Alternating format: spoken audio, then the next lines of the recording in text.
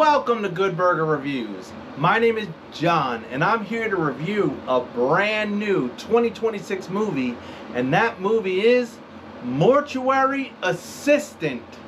To banish a demon to hell, you need to learn its name.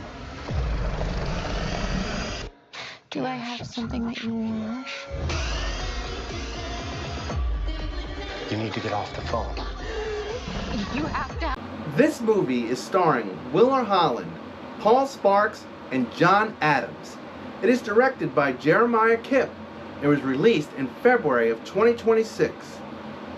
Basic plot: following Rebecca Owens as a mortuary science graduate who takes a night job at Riverfield's mortuary. What begins as a routine job soon turns into a sinister event as she faces terrifying supernatural forces. So it looks like Shudder's been quite busy this weekend with 2 releases onto its channel and 1 straight into the theaters.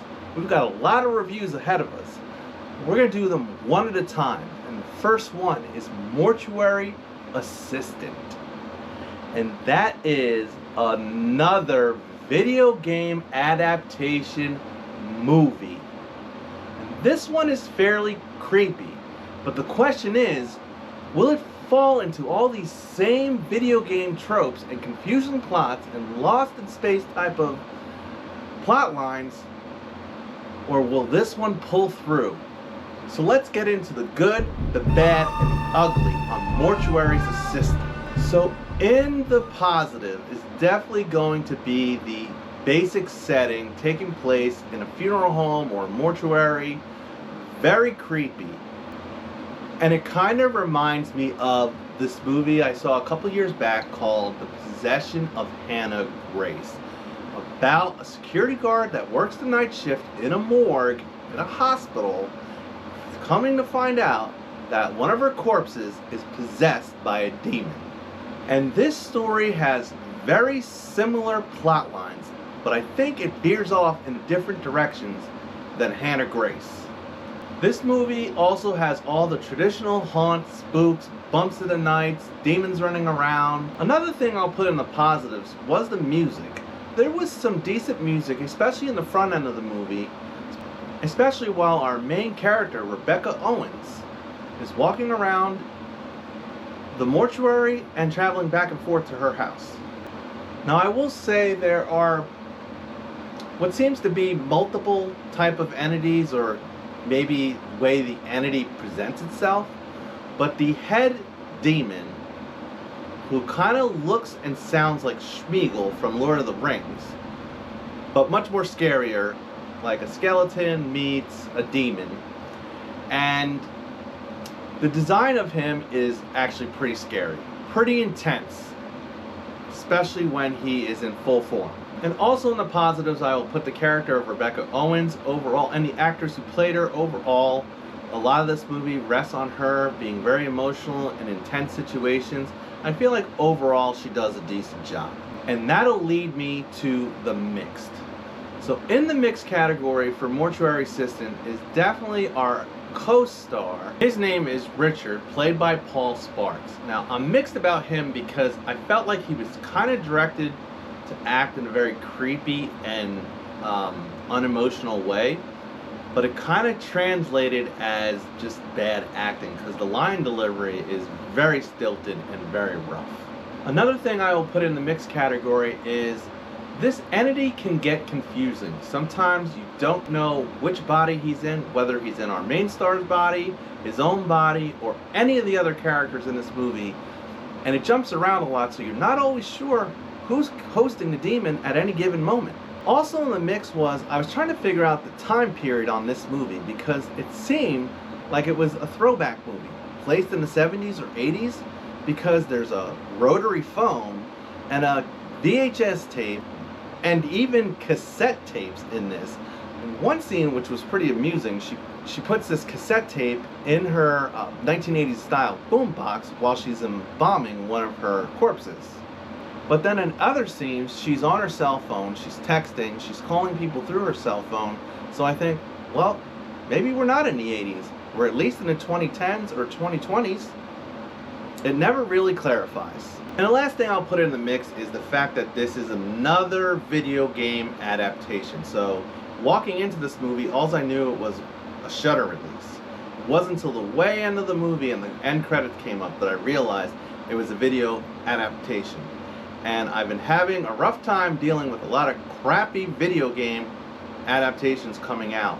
And I felt like this movie, I would have never even known it was a video game adaptation had they had not said it, because it didn't really seem to be like a normal video game. And obviously I don't know the game. Which this will lead me to the negatives. And the negatives in this one was, this kind of reminds me of a movie I watched early last year, almost around this time, called Woman in the Yard, where the beginning of the movie was super strong, the setting, the characters, the spook factor, and all of a sudden the movie takes a left turn and just gets strange, bizarre, and ends completely weird and badly. And this movie is the same thing. So I'm not going to get into spoilers just yet, but it just is a very rough ending, because our main character, Rebecca, is going through what seems to be all the typical tropes of a horror movie, and all of a sudden she wakes up at another location and the whole movie goes into a left turn, and I started to get lost. And I felt like this movie was fairly short, though it seemed long, and I felt like there were scenes missing, because all of a sudden we'd be somewhere, or the entity would be somewhere, and I wasn't sure how we got to said point. And the movie does not do a great job of clearing it all up at the end, even though there is an exposition dump given by the co-star, Raymond. Also in the negatives, I'm going to put the role or the character played by John Adams. Now his acting was okay, but the character, I wasn't really sure what the point of him was, except for just having her dead dad come back to haunt her as partly the entity. And I just did a review of a movie starring John Adams called Mother of Flies, where I had similar problems with his character, where I was pretty mixed on him. And this one, it seems a little bit worse. So I'm going to give a spoiler warning now, because I do want to get into the basic plot line of this story, just to tell you what I thought it was about, because to be honest, this was a confusing one. So I will put his timestamp in there for those of you who still want to see the movie, or don't want to hear the spoilers, to go to the rating, or come back after you've seen the movie. So, Rebecca is a fairly young girl, and she's a recovering alcoholic, and she's going through the whole 12-step program and meetings, AA meetings, and she gets a job at this mortuary being an assistant to Raymond. And like I said, Raymond was extremely creepy and weird. But that doesn't start Rebecca, because she's turned a new leaf in her life and is beginning a new chapter, trying to go in the right direction.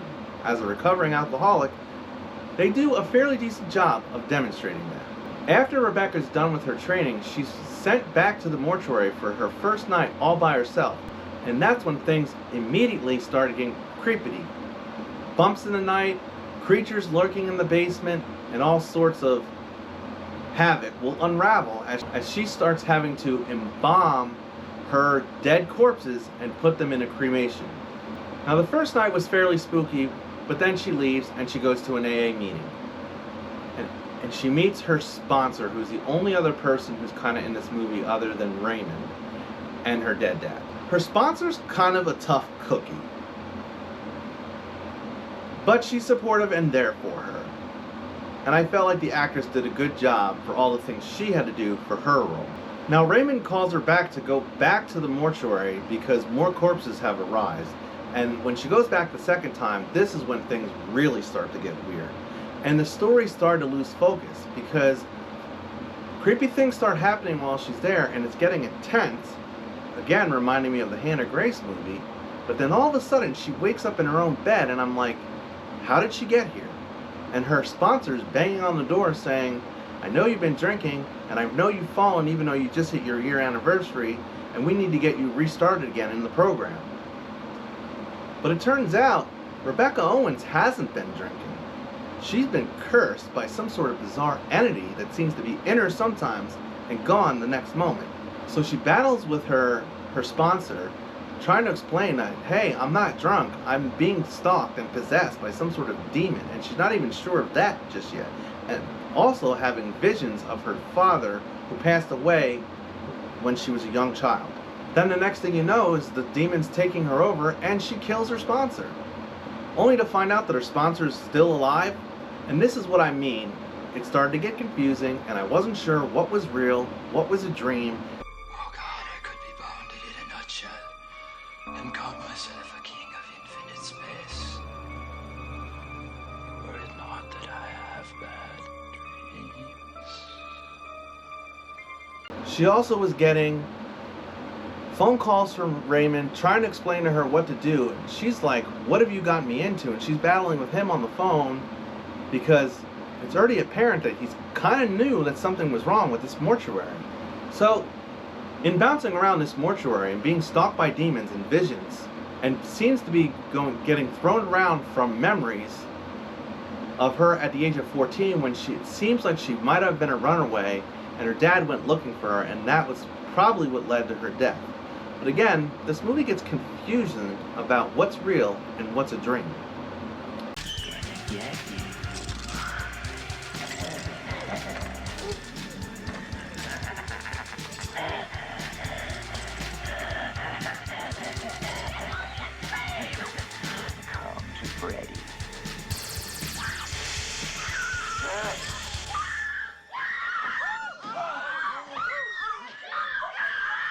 Meanwhile, Rebecca figures out that there's a girl, Valerie, locked in some sort of upright coffin with a little window in the basement, and Raymond's been keeping her in there, and it's not really sure what's going on.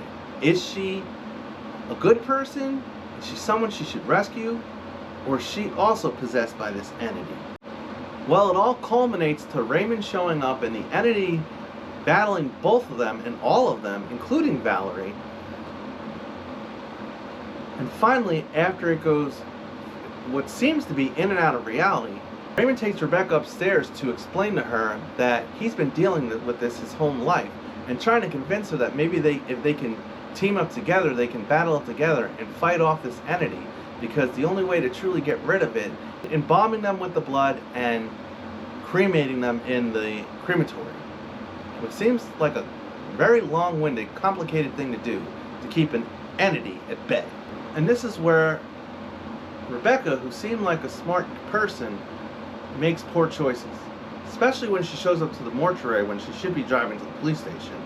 And when she finally decides to leave the mortuary, sees the entity outside, and goes right back in.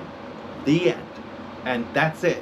So we're going to get down to the rating on this one, because this one, like I said, it started off really strong and was going in a great direction, but then it just started skipping scenes and getting crazy and hard to follow, and the acting was suffering as well. I found myself checking my watch quite often. So with that being said, I'm going to blend all my mixed emotions, because some part of the movie I felt like, oh, is this going to be a cheeseburger or a good burger? Because I had good burger feelings. And then all of a sudden I started feeling like it was a spam. And I thought it was going to be the worst, because it really got confusing in that second and third act. But at the end of the day, there was some really redeeming parts of this movie that I really enjoyed.